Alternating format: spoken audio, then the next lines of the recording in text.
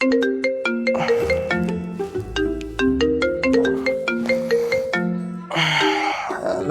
Hello, എടാ എവിടാ? ഞാൻ വീട്ടില്.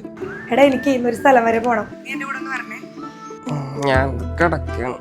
എന്നാ ഇപ്പൊ തന്നെ എഴുന്നേറ്റോ, എന്നാലേ കറക്റ്റ് സമയത്തൂടെ എത്താൻ പറ്റും. ശരി. ശരിയടാ. ഓക്കെ.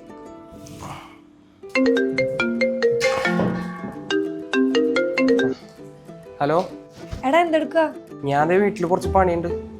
അതെ, എനിക്കിന്നൊരു അർജന്റ് ഒരു മീറ്റിംഗ് ഉണ്ടായി, നീ ഒന്ന് പറഞ്ഞേ. എടി ഇവിടെ കുറച്ച് പണിയുണ്ട്, അത് തീർത്തിട്ട് വന്നാൽ മതിയാ? അയ്യോ അത് പറ്റില്ല, നീ ഇപ്പൊ ഇറങ്ങിയാലേ നമുക്ക് കറക്റ്റ് സമയത്തോടെ എത്താൻ പറ്റുമോ? ശരി ശരി, ഞാൻ വേഗം വരാം.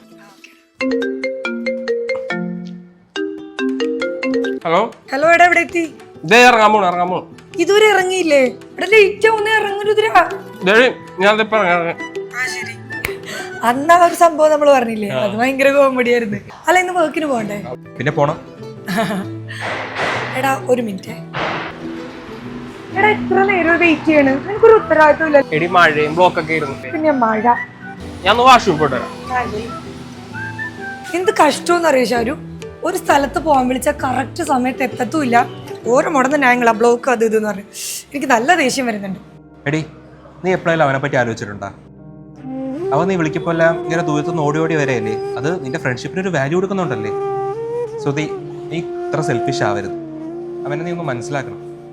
എടാ ശരി, ഞാൻ പോട്ടെ, കാണാം. പോവാ. ആടാ, നീ എന്തെങ്കിലും കഴിച്ചായിരുന്നോ? കുഴപ്പമില്ല, ഞാൻ കഴിച്ചതാ. എനിക്കറിയൊന്നും കഴിച്ചില്ല, കഴിച്ചിട്ട് പോയാൽ മതി.